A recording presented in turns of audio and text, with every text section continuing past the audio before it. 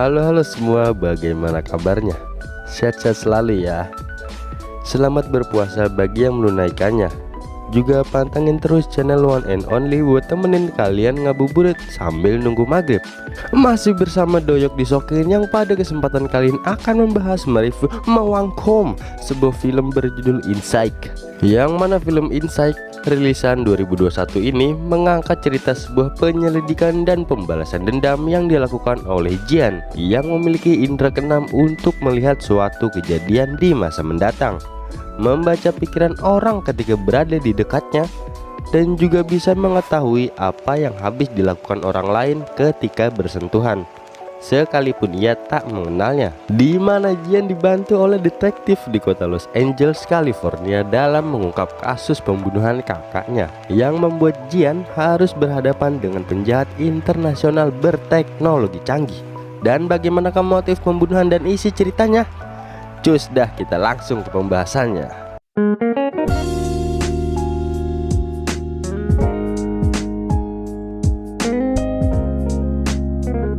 Film berfokus pada Jian sebagai anggota tim operasi pembasmi teroris di Syria yang menggunakan ilmu terawangannya untuk mengetahui di manakah para teroris itu berada dan anggota lainnya yang menggerebek. Di mana tim operasi itu dikepalai oleh bapak-bapak tua bernama Frank. Ini orangnya.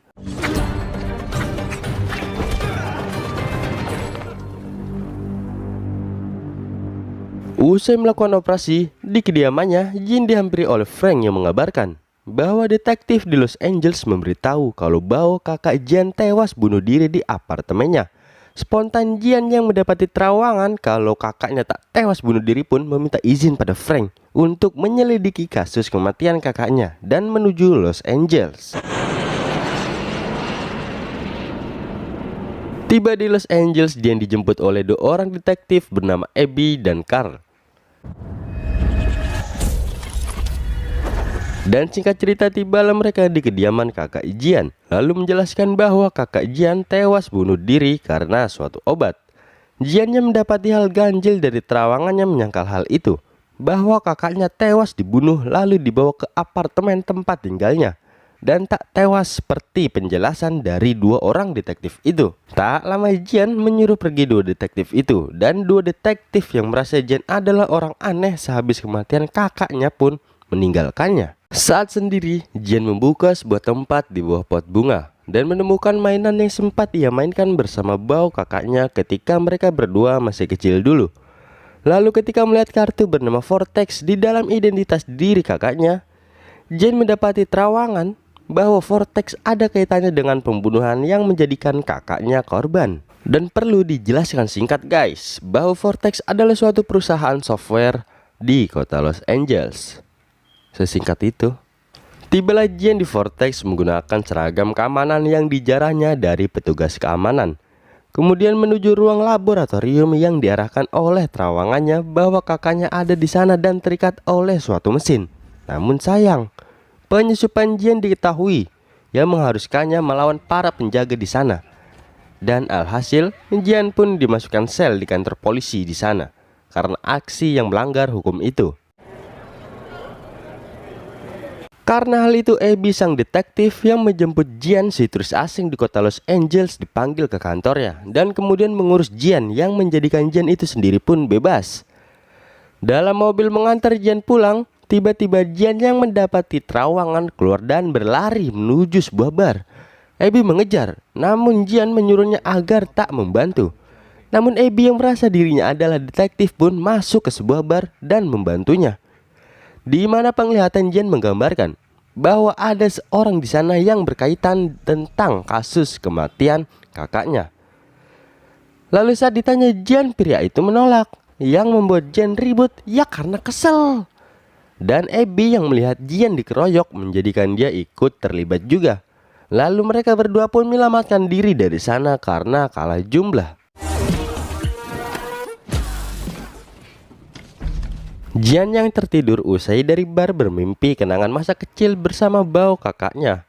Dan tak lama Frank menelpon menyuruh Jian kembali ke Syria. Namun Jian yang belum mendapat titik terang soal kasus kematian kakaknya malah menolak dan meminta pertolongan pada Frank yang membuat Frank akan menuju Los Angeles membantu Jian di waktu yang akan datang. Dan inilah pemilik Vortex bernama Wallace yang dikabarkan oleh Rod, anak buahnya, bahwa selain perusahaannya disusup oleh seorang turis asing, bar miliknya pun dijadikan oktagon oleh orang yang sama bersama seorang detektif, yang mana ternyata Wallace kenal pada si Jian. Beralih pada dua orang FBI yang mengabarkan Kapten Duke selaku atasan Abby si detektif, bahwa Abby bersama turis asing bernama Jian membuat onar di sebuah bar milik Rod, anak buah Wallace, di mana Wallace adalah orang yang cerdas mengikuti pasca sarjana saat berumur 15 tahun di sebuah universitas.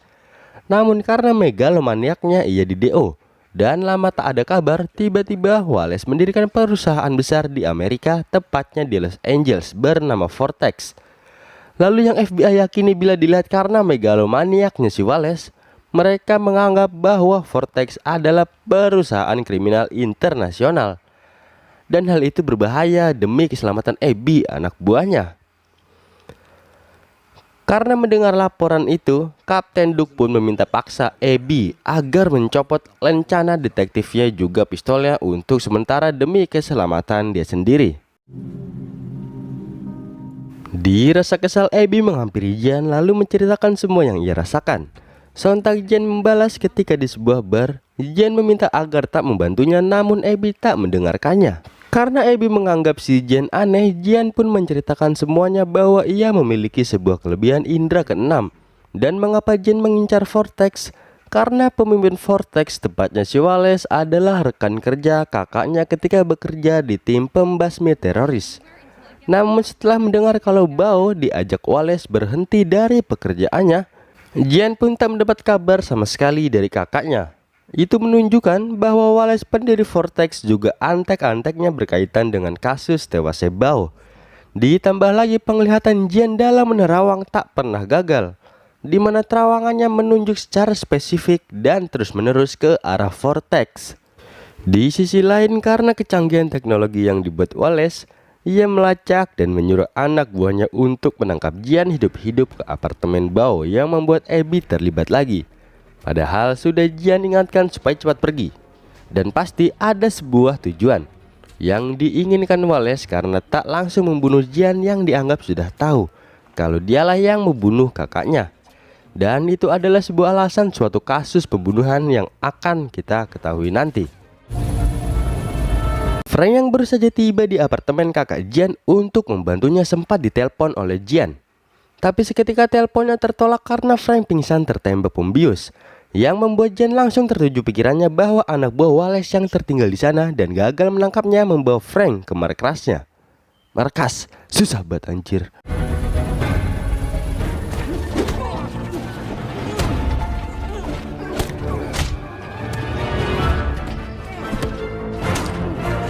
Benar saja, Frank pun dibawa ke Vortex dan diikat oleh Wallace di sebuah mesin persis seperti Bao yang terikat di sana dalam terawangannya si Jian, di mana mesin canggih itu berfungsi untuk membaca pikiran manusia dan merekamnya, seperti melihat otaknya sedang bekerja memikirkan sebuah rencana ataupun sedang emosi.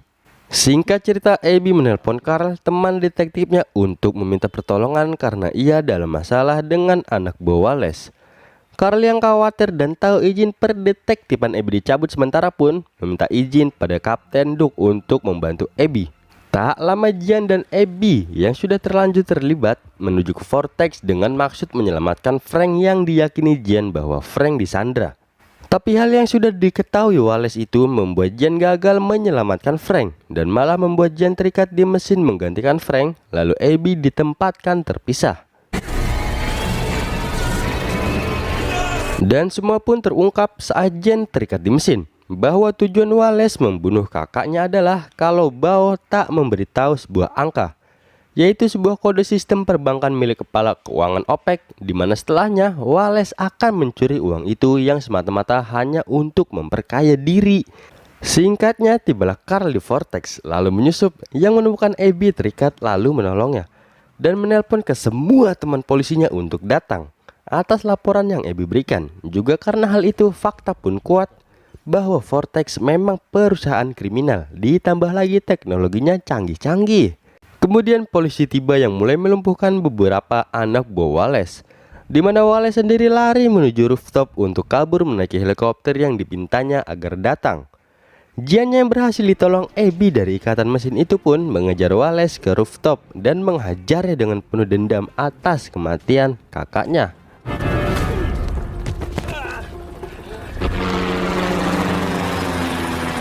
Dan ya, Wallace beserta semua anak buahnya ditangkap polisi. Yang mana usai kejadian itu, Abby pun mendapat lencana detektifnya dan diberi izin menggunakan pistolnya secara sah. Dengan rasa terima kasih, di sini Jian membantu Abby yang sekarang sudah jadi detektif resmi lagi untuk mengungkap kasus penculikan. Di mana Jian menyebut posisi si penculik dan tim FBI menangkap pelaku. Di akhir film, Jian, Abby dan Frank nyekar ke makam Bao, yang mana saat ini udah bulan puasa coy. Puasa, jangan buyam lo. Buka-buka diam di warteg. Aduh, bandel banget lo. Dan film pun tamat. Secara keseluruhan filmnya bagus. Ada si Jian yang punya indera ke-6 kayak peramal. Ada juga si Wallace yang cerdas. Tapi khususnya untuk Wallace, kenapa sih ya kecerdasannya tuh disalahgunain? Orang mah kalau pinter ya nyari duitnya di jalan yang bener. Lah, ini malah ngebuat mesin canggih supaya bisa baca pikiran orang demi sebuah kode angka. Bayangin, cuman buat buka sistem perbankan terus jadi maling. Buseng. Asli sungguh buruk kecerdasan yang disalahgunakan coy. Jangan ditiru lah. BTW, sekian dulu pembahasan kali ini ya. Terima kasih nih untuk kalian yang udah nonton sampai habis. Doyok disokin undur diri dan sampai bertemu di video selanjutnya. Bye bye.